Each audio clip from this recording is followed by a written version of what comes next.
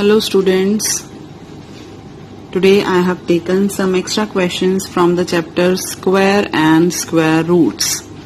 So few questions I have taken here.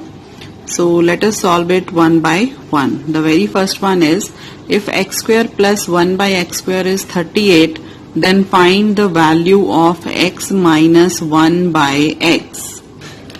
So we are given here x square plus 1 by x square is equal to 38.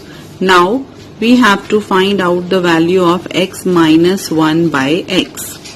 Let us take the square of its value. So its square will be x square plus 1 by x square by using the second identity minus 2 into x into 1 by x. So x will cancel out with x here.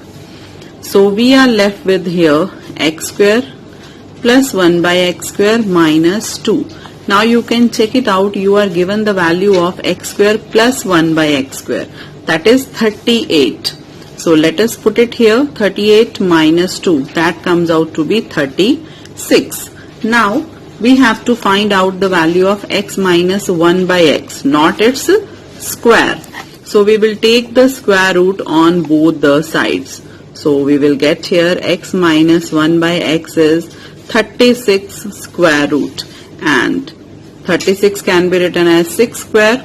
So this square and this square root will cancel out with each other and we are left with only 6 here. So it means x minus 1 by x will come out to be 6.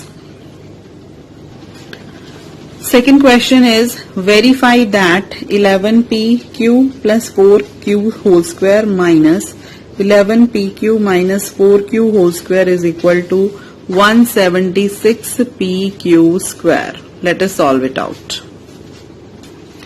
In this question, left hand side should be equal to right hand side. So we will start with the left hand side over here. So in left hand side we have a square minus b square. So we will use this identity here, a square minus b square, that is a plus b into a minus b. So it will come out to be 11pq plus 4q plus 11pq minus 4q within one bracket, and in another bracket we will be having 11pq plus 4q minus. Now we will subtract this, so it will come out to be minus 11pq plus 4q. Now cancel the like terms which are positive and negative, 4q and minus 4q, 11pq and minus 11pq. So we are left with 11 plus 11, 22pq, and in the another bracket we have 4 plus 4, that is 8q. So let us multiply it, 22 into 8, that is 176pq square. So this is the right hand side. So we started from left hand side and we reached at right hand side. So we can say that LHS is equal to RHS. So hence verified, or hence shown, hence proved. You can write anything here. I hope you understand this. Let us do the next one. Third question is, find x if 10,000x is equal to 9,982 square minus 18 square. Here also we will use the formula a square minus b square. Let us solve it. So let us use the formula. It will be 9982 plus 18, then 9982 minus 18. So it will be, when you add 9982 and 18, it will come out to be 10,000. In the next bracket, when you subtract 18 from 9982, you will get 9964. Now equate. So here it is 10,000x. Now divide both the sides by 10,000. So you will get 10,000 into 9964 divided by 10,000.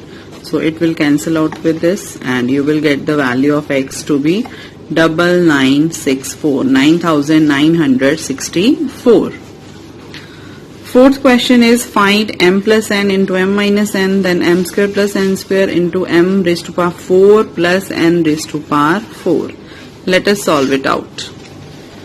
First of all, we will combine these two terms, m plus n into m minus n. So here we will use the third identity, a plus b into a minus b. It will become m square minus n square. And rest of the terms we will write as it is. Now combine these two terms, m square minus n square into m square plus n square. Here again we will apply the same third identity, so it will come out to be m square whole square minus n square whole square, and here m4 plus n4. Now it will come out to be m4 minus n4 into m4 plus n4. Again you can apply here the same third identity, that is a minus b into a plus b. So it will be m4 whole square minus n4 whole square. So it will come out to be m raised to power 8 minus n raised to power 8. So only third identity is being used in this question. I hope you understand. Last question is the area of rectangle is mn, where m is the length, n is the breadth. If length of rectangle is increased by 5 units and breadth is decreased by 3 units, then calculate the new area of rectangle. So length is increased by 5 units and breadth is decreased by 3 units. And earlier it was m and n. Let us solve it.